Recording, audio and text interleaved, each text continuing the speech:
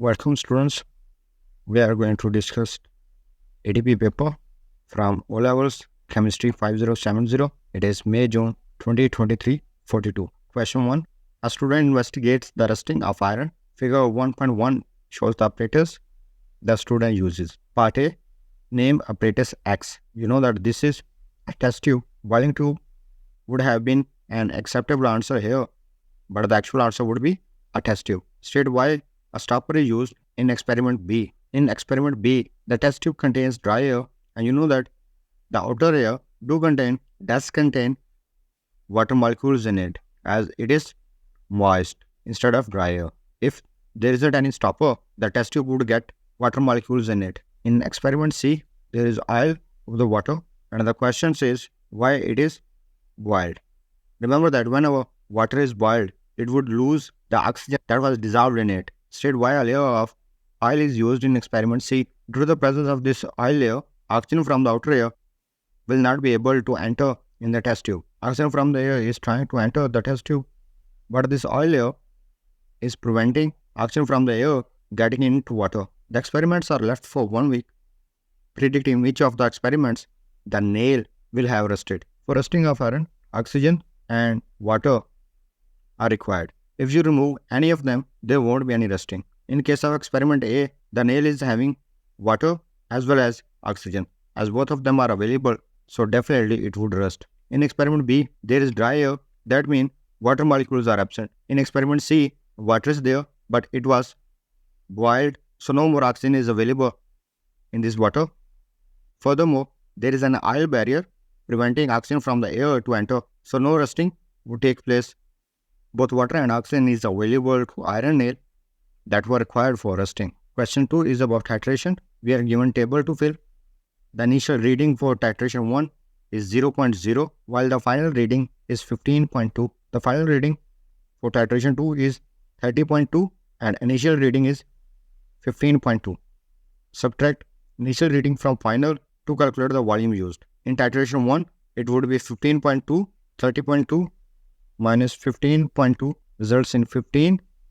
In titration 4, the initial reading is 0.6, while the final reading is 35.1, 2, 3, 4, and 5. So it is 35.5. Try the values in table 2.2 to calculate the volume used. Subtract the initial values from the finals. 35.5 minus 0.6 results in 34.9. I hope you remember that while setting the apparatus for titration, we required a white tile so that we can see the color change of the indicator clearly. So a student required white tile to observe endpoint accurately. Now we are asked to calculate the mean values of acid for both of the experiments at the values of volume used 15.2 plus 15 and divided by 2 to get the mean value. 15.1 is the mean value for the first. For the second experiment, we have values of 34.7 plus 34.9. Add them together, divided by 2, it is 34.8.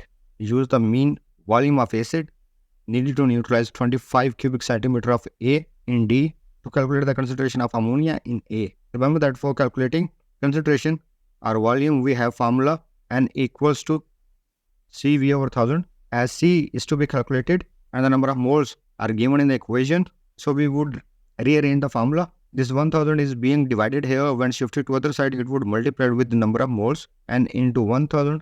As volume was being multiplied, when it is shifted to the other side, it would be divided. In the question, in the second statement, it is mentioned that a student titrates 2 samples of aqueous ammonia A and B with 0.5 mole per cubic decimeter HCl. That is the concentration of acid. So from the data, we know that for acid, concentration was 0.5 mole per cubic decimeter and the volume was 15.1. So first calculate the number of moles of acid using the formula N equals to CV over 1000. 0.5 multiplied by 15.1 divided by 1000. 0.5 multiplied by 15.1, 0.00755. If you are asked to round it off, you can even round it like 0.0076.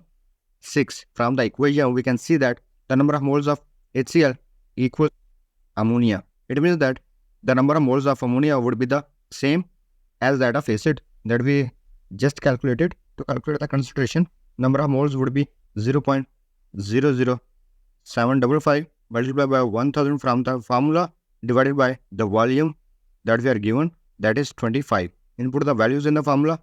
First multiply 0.00755 by 1000, then divided by 25.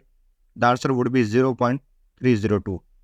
So the concentration of ammonia would be 0.302 mole per cubic decimeter. Calculate the volume of ammonia gas measured at room temperature and pressure dissolved in 25 cubic centimeter. The volume of 1 mole of any gas at room temperature and pressure is 24 cubic decimeter. So actually, we have the number of moles earlier. To get the volume of any gas, we have the formula moles into 24, as the answer would be in cubic decimeter.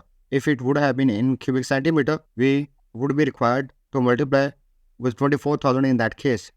0.00755 are the number of moles. Multiply them with 24 to get the volume. Use your answer to D and F to calculate the volume of ammonia gas measured at room temperature and pressure dissolved in 25 cubic decimeter. For B, in solution A, the volume was 15.1 and the volume of gas was 0.18. Now we are required to calculate for 34.8. So if it is 34.8, the volume of ammonia would be X. Now cross multiply 34.8 multiplied by 0.18 divided by 15.1. So it is about 0.42 cubic decimeter. The student rinses the beaker with 0.5 mole per cubic decimeter hydrochloric acid immediately before it is filled. Explain why the student should not rinse the beaker with distilled water immediately before it is filled with 0.500 mole per cubic decimeter hydrochloric acid. Diluting the beaker with distilled water would leave some drops of water in the beaker that would affect the results, because the hydrochloric acid would be diluted in that case. So we can write that some water remains in the beaker that would dilute the acid, that is HCl actually. Such is why universal indicator is not suitable for use in this titration. The color change in universal indicator may not be evident, so we can write that the color change would not be as clear. In question number 3, we are given that a student investigates solution W and solid X. Solution W is green in color and contains iron 2 ions. Describe how W can be shown to contain iron 2 ions. Remember that in identification of ions, we test substances with few drops of sodium hydroxide. Later on, we add excess of sodium hydroxide to identify the metal ions present in that. So you would be adding sodium hydroxide. So we can write that add few drops of sodium hydroxide, we would observe green precipitates that would remain insoluble in excess. If you leave it for some time, a brown ring would appear on the top of the surface. Excess W is added to acidified aqueous potassium manganate 7. Describe the color change. Potassium manganate is of purple color. When it is reacted with iron 2 ions, it would form iron sulfate. Due to that, a yellow color would be seen. So the color change would be purple to yellow. Describe the observation made when a few drops of aqueous ammonia and then excess of aqueous ammonia are added to mixture. I hope you remember that potassium manganate is actually oxidizing agent. It would oxidize Fe2 positive to Fe3 positive. That's why when the mixture is tested, basically it would be test for iron 3 ions. We are given the data sheet. Using the data sheet, we can see that red-brown precipitate would be formed that would remain insoluble in excess when ammonia is added.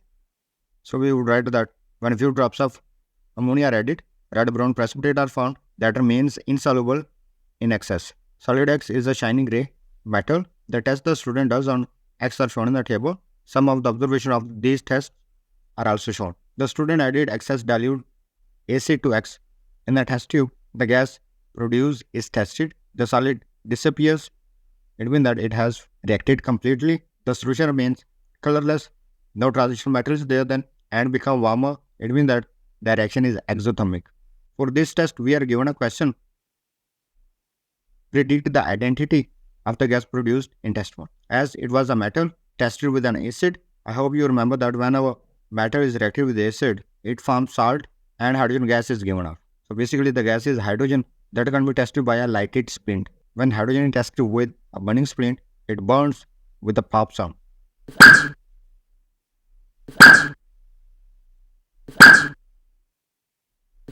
The observation for test 1 are incomplete. State one other observation that the student makes for test 1.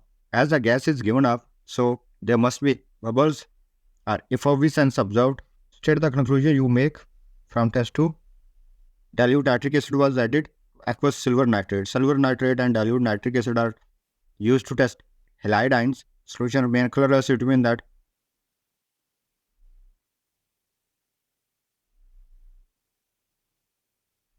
there are no halide ions present. State the conclusion you make from test 3. Dilute nitric acid and aqueous barium nitrate are used to test for sulfate ions. White PPT confirms the presence of sulfate ions. You can check it from the sulfate ions test given in the datasheet. When the sample is acidified with dilute nitric acid, then barium nitrate is added. White PPT would form if sulfate ions are present. Identify the acid used in test 1. Sulfate ions are present in sulfuric acid, so the acid is H2SO4, that is sulfuric acid. Suggest the identity of metal X. A dilute solution of sulfuric acid was used. It means that the metal must be reactive. The metal can be magnesium or zinc.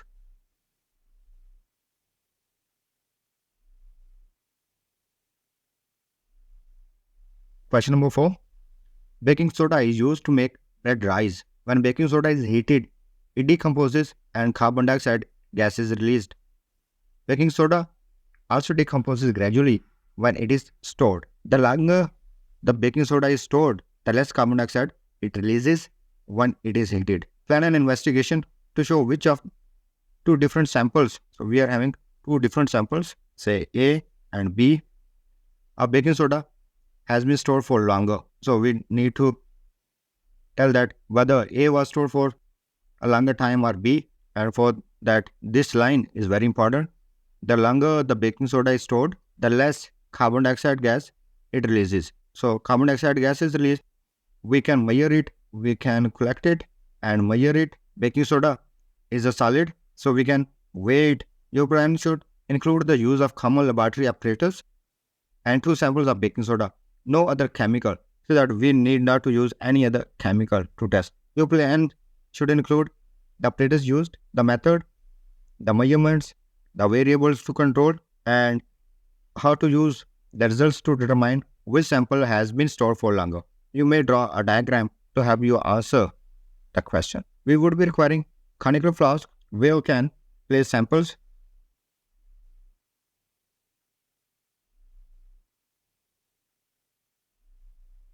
Baking powder, we need to measure the mass, so we would be requiring a weighing scale. We would be preferring a digital because it is more accurate.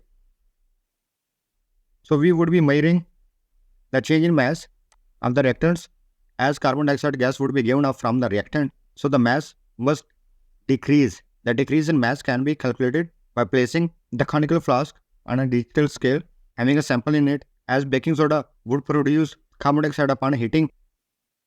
To heat that, we would be requiring Bunsen burner. To measure the volume of the gas produced, we would be requiring the gas range. The gas range would be attached to the conical flask.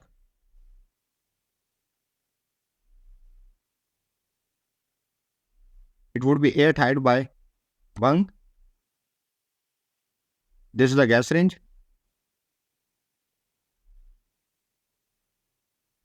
This one is delivery tube.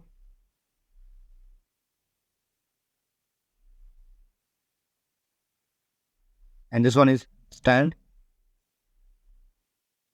that is placed to hang the gas range in a required position. If you want to draw the figure in the paper, this figure is sufficient. You can even add Bunsen burner here to provide heat, or you can place a digital balance under it to measure the mass. These are the bungs required to airtight, as we are using only one delivery tube.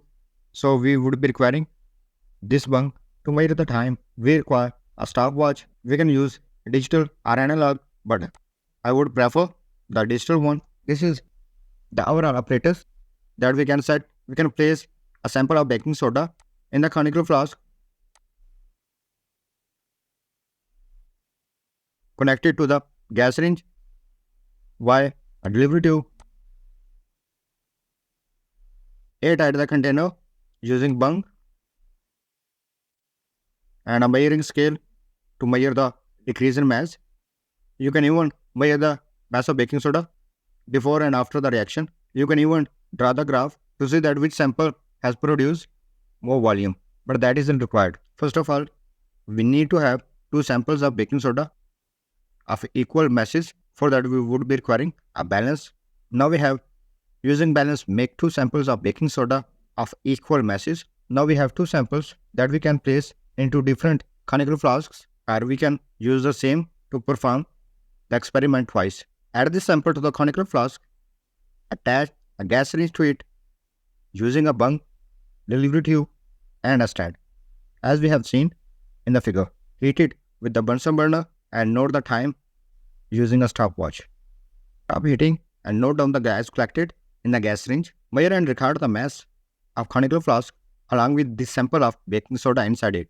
Now repeat this experiment with other sample, making sure to provide the same heating level for the same time, that is 5 minutes, and record the readings after that. Compare the readings.